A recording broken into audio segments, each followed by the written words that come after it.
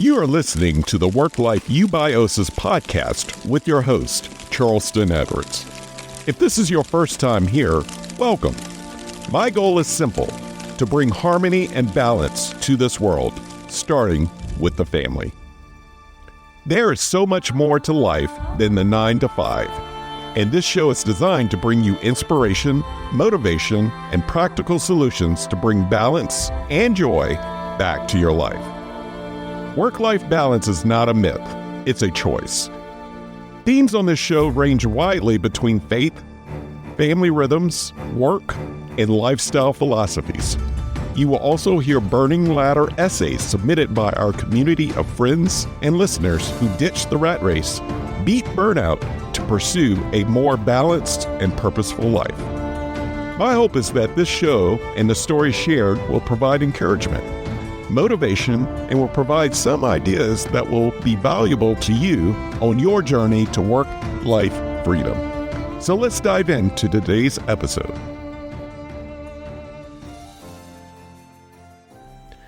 Last week, I started the process of growing grass in my front yard. I'm horrible at growing grass, but I'm determined to get it right this time. To make matters worse, I find that when I'm trying to grow grass, that I'm looking at other people's grass. This is dangerous for obvious reasons. The grass is never greener on the other side. Comparison is the thief of not only joy, it's the thief of gratitude.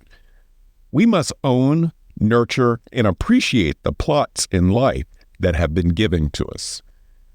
When our attitudes go from gratefulness to hatefulness, we want to jump ship, numb out, or find greener pastures. Growing grass is a slow process.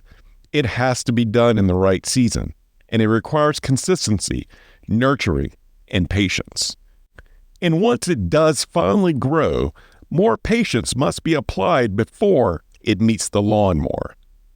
To start the process, I added some dirt and organic fertilizer, covered it all with straw, and started a daily routine of watering.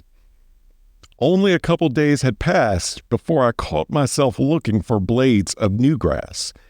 I wanted evidence that I was doing this right.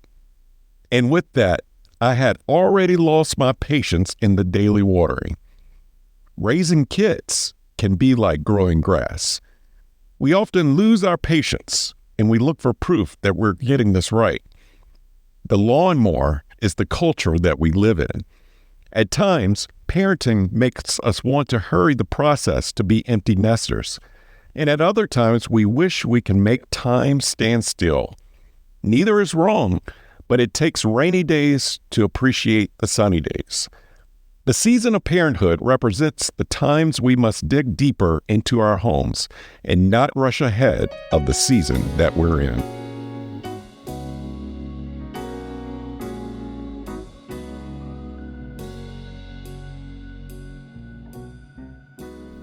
In last week's podcast, I alluded to the concept of growing down before growing up.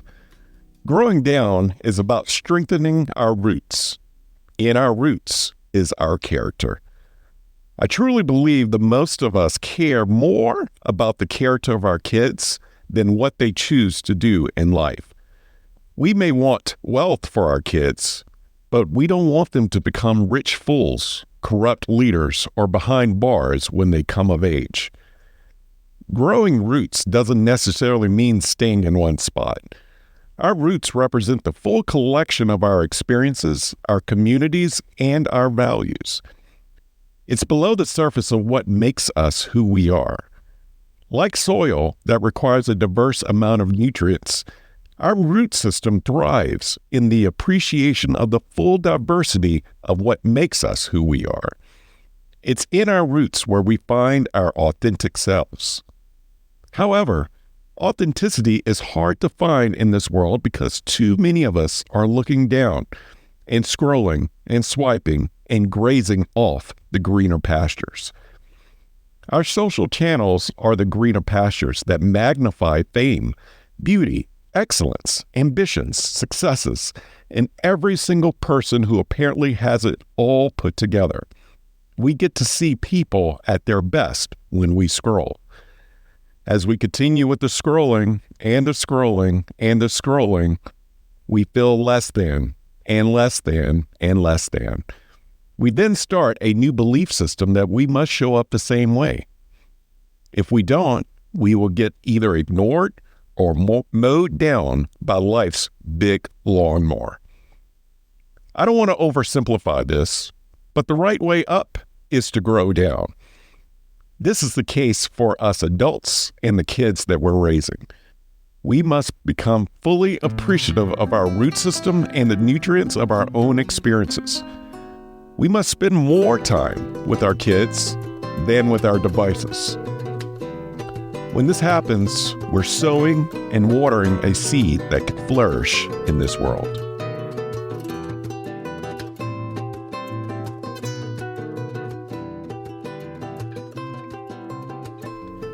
Planting and watering daily is just the first step.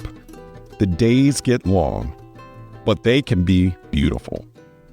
How can we make sure our lawns are healthy, though?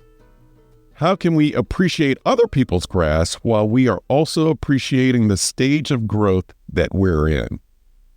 I'm seeing more and more of this statement from other parents who are in the thick of raising kids. Raising kids is like growing up again. Our kids truly do become our biggest life teachers. Spending quality and present time with my kids makes me appreciative of their curiosity about the world and how they assemble complex problems and how they appreciate the simple things in life, like boxes. My kids love boxes. They make for great obstacles, objects to color, and they make great playhouses. It's fascinating to watch how much time an empty box can entertain a room of kids. Others may say this is so dumb, but my wife reminds me that there are many academic lessons applied through play, being out in nature, and even navigating the many uses of a box. When we make space to focus on our kids, it's a mirror of our own introspective souls. It's in our kids' experiences that we can see the value of our own experiences. When we give an application to our kids, it's hard not to reflect on what it means to us. We are then forced to decide to model what we preach. Kids tend to care less about the expectations of the world. This beautiful mindset is so freeing, and it makes me want to retaste this type of freedom. No Toys R Us. I don't want to be a kid again. But I do want the freedom from people's expectations that are not aligned with my roots, my values, and my experiences that mold me. Our values are foundational to the health of a home. Values must sprout out from the weeds of the culture. If we want our kids to experience the freedom to be exactly who they are to be, we adults must also bloom into who we are meant to be. That type of authentic beauty is more glamorous than anyone's social post. Lessons are better caught, not taught. Growing healthy kids requires modeling good health.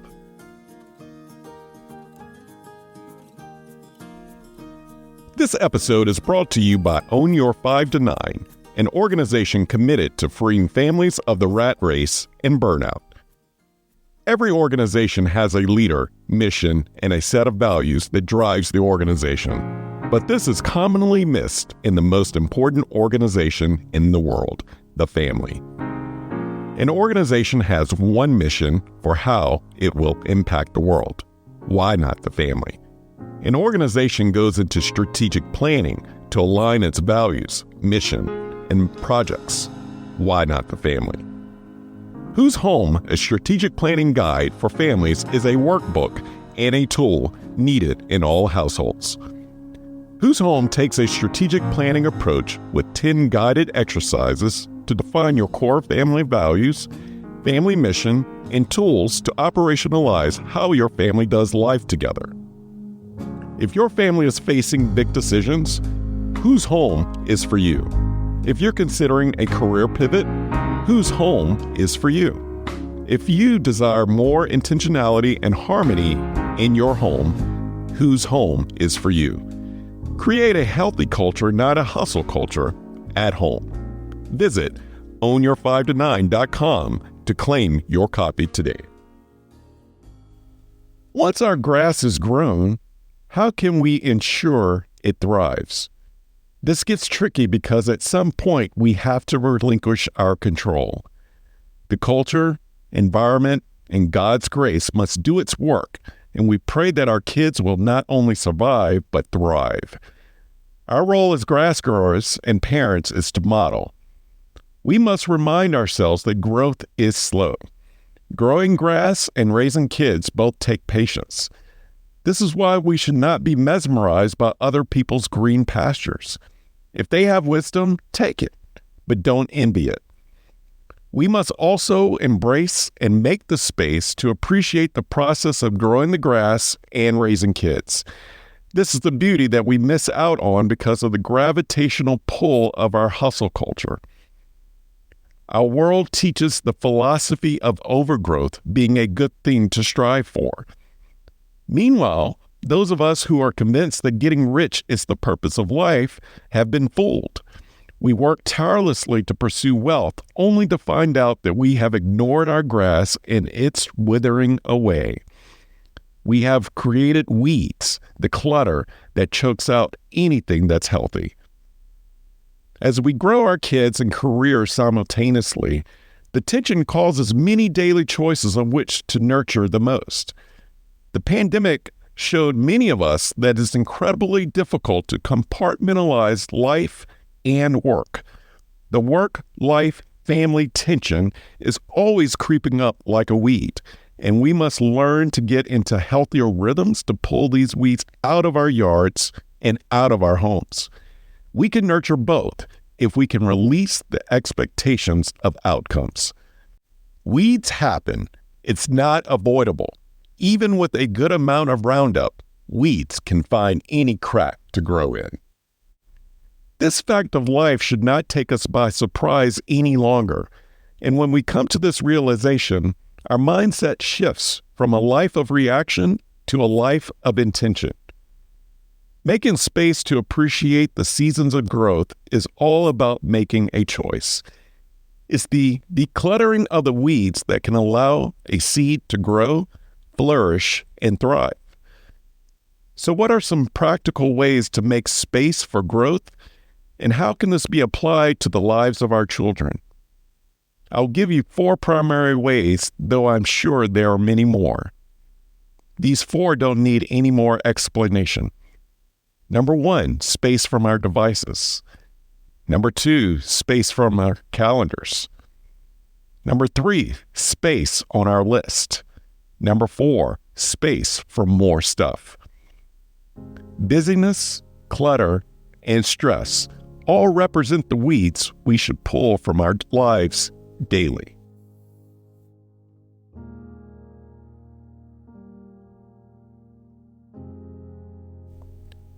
The Bible frequently compares the fragility of humanity to the delicacy of grass. Here are a few applications. In Psalms 103 and 15, grass reminds us that life is short. In James 1 and 10, grass reminds us of the importance of remaining humble in our pursuits. In Matthew 6:30 and Psalm 104 and 14, grass reminds us that God provides. In Psalm 92 and 7, grass reminds us that wickedness surrounds us on this side of heaven, but God is still just. In 1 Peter 1 and 24 and 25, grass reminds us of God's eternal promises. And in Psalms 23 and 2, grass reminds us to make space to enjoy the presence of the Lord, a place of rest and peace in all seasons. In reflecting and growing faith, I want to mention that my 3 daughters were all grafted into our lives through adoption. They are like turf transferred into our lawn, but even in this process, they require watering. In this season of growing, we are also understanding the importance of dealing with their roots. My kids are all uniquely different, and because of this uniqueness of their past before coming into our home, It has required even more patience, understanding, and a variety of ways to nurture. We are still in it, and we are still learning. We too are growing. Watering my grass and raising my girls reminds me of God's love and acceptance of me and of all of us. The illustration of adoption and being grafted into a home is symbolic of how God has grafted us into His chosen family. We all have different and checkered backgrounds, but we have a loving Father that accepts us if we accept Him, with no condemnation. We all have the opportunity to be fully alive with Him for all of eternity if we accept the invitation. The days can be dark while we wait for a seed to grow. Raising kids is like being born again, removing our shadow selves into something more beautiful that is authentic to who we are. This process, in my humble opinion, is best experienced while raising kids. It's the toughest job, but the most rewarding job. I challenge us all to make more space daily to be fully present with our kids. This time that we put in is like watering, nurturing, pruning, and fertilizing. It's the critical time when we can listen, observe, and be part of our kids' thoughts. Creating this deeper relationship requires coming out of our shells, not only to connect, but to be what our kids need us to be, fully there. Let's do better by being where our feet are, enjoying the slower disciplines of growing the grass and being grateful.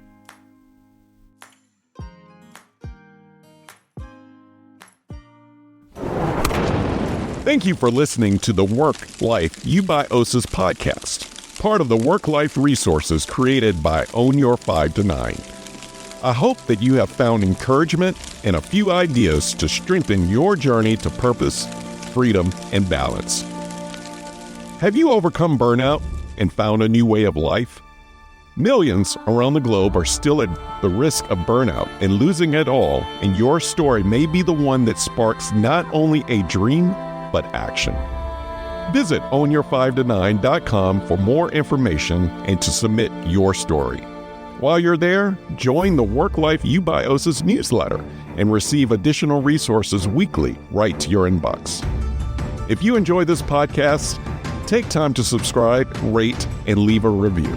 Share it with a friend or a loved one. Remember, the most important organization in the world is the family.